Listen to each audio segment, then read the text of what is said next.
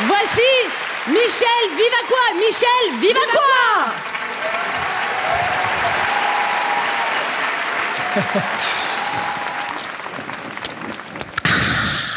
Vivacois.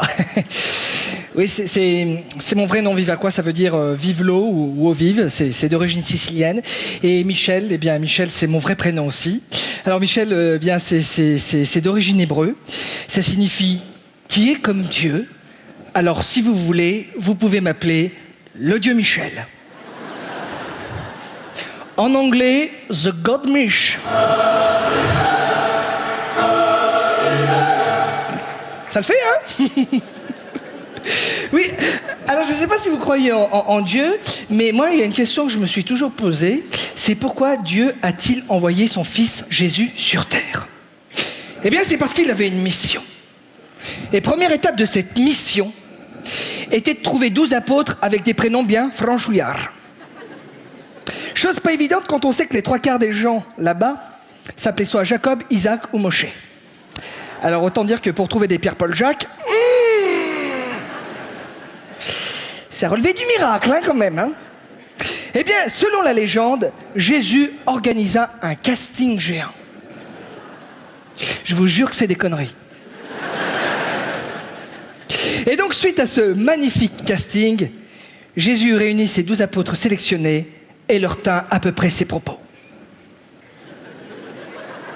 Ça va les copains? Oui, Jésus était juif. Je me présente. JC. Jésus Cohen. Je veux pas me la péter, mais je suis le fils de Dieu, hein? Et vous savez ce qu'il fait mon papa? Vous voulez que je vous dise ce qu'il fait mon papa? Mon papa, il s'occupe de tout ce qui est création. Ma mère, c'est la conception. Et moi, c'est la production.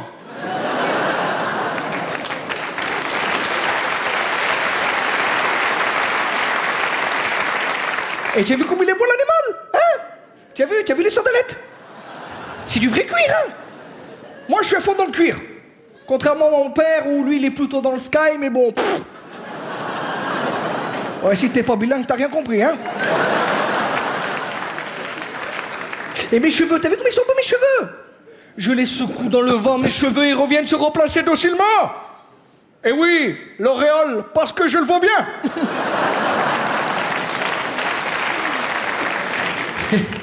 Oula, j'ai failli marcher sur l'eau. Bien. Alors, une question me boursoufle le coin des lèvres. Est-ce que vous savez pourquoi j'ai sélectionné 12 beaux jeunes hommes bronzés et musclés comme vous? C'est parce que je compte faire un calendrier. Les dieux du chantier, ça va cartonner. Et aussi, pour vous dire que j'arrête le judaïsme, c'est terminé. Je vais créer ma propre boîte. Le christianisme. Ça claque comme nom, hein? D'ailleurs, je recherche des commerciaux éventuellement. Si ça vous intéresse, la démarche est simple. Une Bible achetée, un calendrier offert. Si ça vous tente, faites-moi signe. Et c'est ainsi que Jésus créa le christianisme.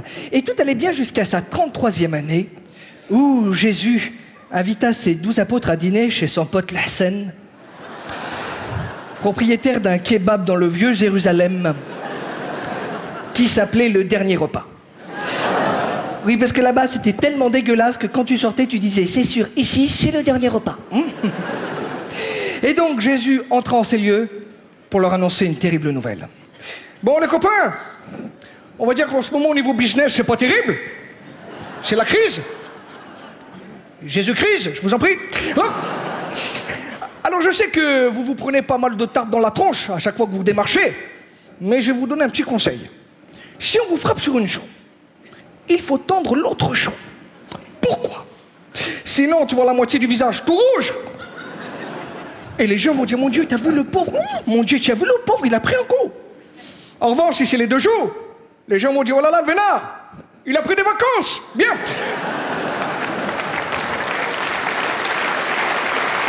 C'était mon conseil. Alors, bon, alors c'est soit ça, soit je plaque tout. Hein. Comment ça, André? Qu'est-ce qu'on va devenir? Alors déjà, toi, André, je ne me fais pas de soucis pour toi, parce que toi, plus tard, André, tu ouvriras des magasins de chaussures. Et tu vas cartonner. Quant à toi, Judas, je peux te confier un secret? Mais non, crétin, je déconne. Calme-toi. Viens, trêve de flagornerie. Je vous en prie, on va attaquer l'apéro. Je vous en prie, buvez ce vin, c'est mon sang. Mangez ce pain, c'est mon corps. Non, malheureux, non, touche pas ce fromage, c'est mes pieds. Oui, excusez-moi, je sais, j'ai les pieds qui sentent un peu fort, mais en même temps, j'ai jamais réussi à les rentrer dans l'eau. Je vous laisse méditer là-dessus. Alors, je me suis permis de commander pour tout le monde un menu petit poisson et pas en volonté, mais avant d'enfourner la première bouchée, nous allons attendre le signal de Jacques. Jacques a dit manger, c'est parti!